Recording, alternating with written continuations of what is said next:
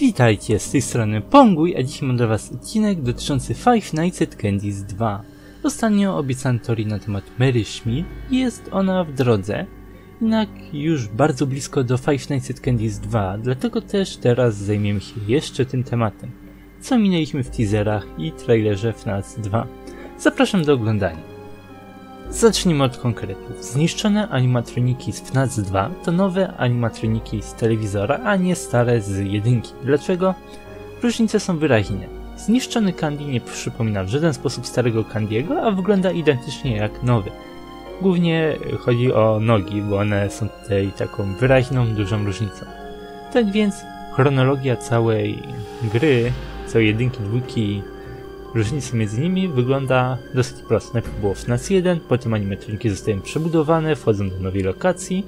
Nowa lokacja zostaje zamknięta, animatroniki zostają przeniesione do lokacji, w której się znajdujemy w dwójce. I animatroniki gniją, niszczą się przez jakiś czas w magazynie, po czym zaczyna się FNAF 2. Łączy się to z elementem, którego nie rozumiałem.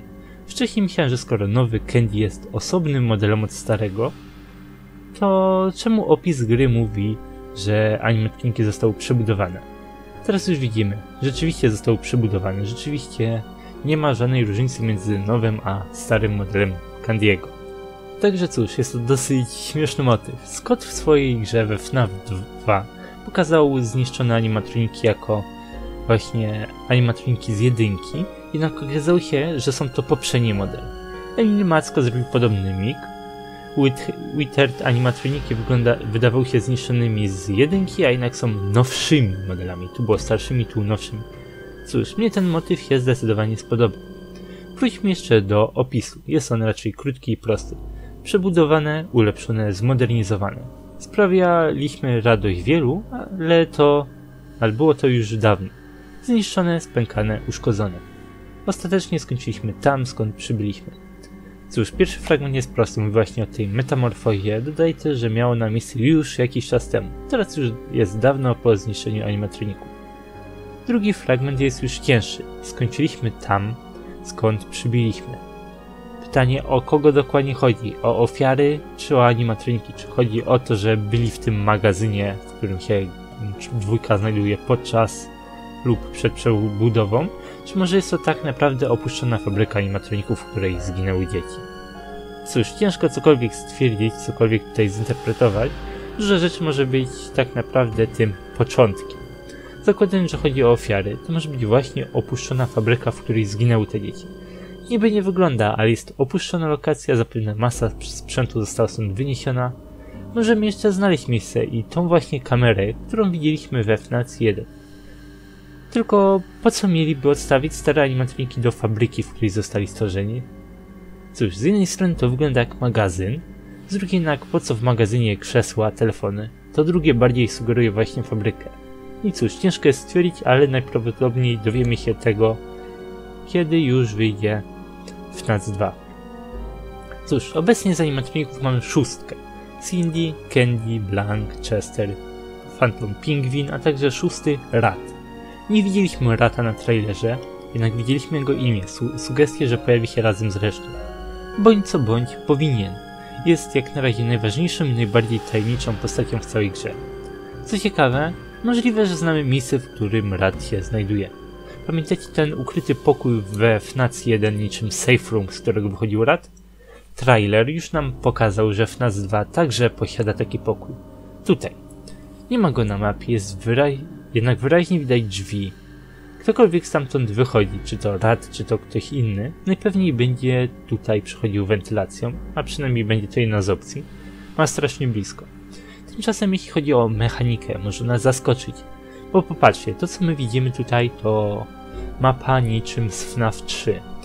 Niczym Fazbear's Fright. Lokacja, w której w każdym pokoju można wydawać jakieś odgłosy.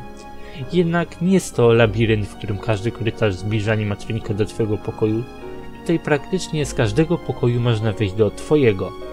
Tak więc pytanie polega na tym, jak będzie ten gameplay wyglądał. Może to wyglądać podobnie, ale jednak dużo elementów zdaje się być bardzo niejasnych, no i na tą chwilę dosyć ciekawych. Pojawi się też temat stróża nocnego. Kto może pojawić się w opuszczonym budynku przez tydzień? Istnieje opcja, że nie może stamtąd wyjść, ale byłoby to trochę dziwne, biorąc pod uwagę system wytrwali do godziny 6. Następny mój odcinek o Candy, zapewne po jakichś gameplayach czy pokazaniu informacji ogólnych z dwójki, będzie właśnie ten temat Mary Schmidt. Właśnie już mam z nią pełną teorię. Dlaczego wraca do pizzerii? Możliwe, że czegoś szuka. Możliwe, że Rad coś jej zabrał. Nie mówię, że to nie jest jakieś dziecko, że jedna z ofiar jest spokrewniona z Mary, chociaż to było dziwne zakładanie, że każdy próbuje ją zabić, ale cóż. Możliwe, że coś jej zabrał i tłumaczyłoby to powód zwolnienia, grzebanie przy animatronikach. Jeśli tak, możliwe, że także jest to jej cel w dwójce i to także ona pojawi się w grze jako stwórz, jednak cóż, nie jest to w żaden sposób jakiś pewnik. Zostają też jeszcze teasery. Przypominając, co każdy z nich mówi, pojawiają się tutaj 3 tajemnicze teksty. Kot powróci, czy przetrwasz następny tydzień w ciemności i czemu nikt mnie nie lubił. Kot powróci. Było to ocenianie dosyć średnio, bo w końcu jest to dosyć oczywiste zdanie. Dlatego też sam Emil powiedział, że może to oznaczać coś znacznie więcej, coś innego, co może nam się zdawać. O co może chodzić? O Shadow Candy'ego? Old Candy'ego? Może naszych starych bohaterów w jakimś innym sensie? Jak na przykład sama idea tego, że zespół został odnowiony. Ciężko stwierdzić. Ciekawy byłby ten właśnie Shadow Candy, według mnie. Drugie, czy przetrwasz następny tydzień w ciemności? Ciekawe jest tutaj zdanie następny. No i teoretycznie łączy się to też z Five Nights at Candy's. Cała lokacja znajduje się w ciemności, a my musimy użyć jakiegoś systemu podświetlającego, żeby cokolwiek widzieć na kamerę. Także sugerowałoby to, że to jest następny tydzień Mary. Trzecie, Chester pyta, dlaczego nikt go nie lubił. Raczej nie chodzi tu o to, że gracze Five Nights at Candy's najmniej go lubili.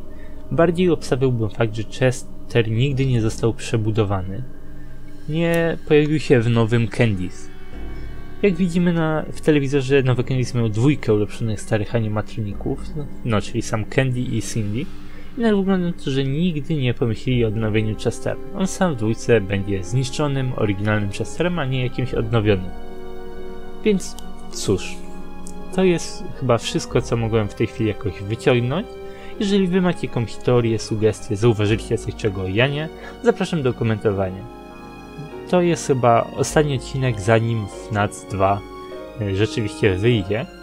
Jeżeli miałbym coś więcej do powiedzenia o samej dwójce, bo to jest odcinek na temat dwójki, nie na temat jedynki, taki odcinek zapowiadający, więc tak. Tymczasem to by było na tyle w tym odcinku. Dziękuję wam za oglądanie, do zobaczenia w następnych odcinkach. Cześć!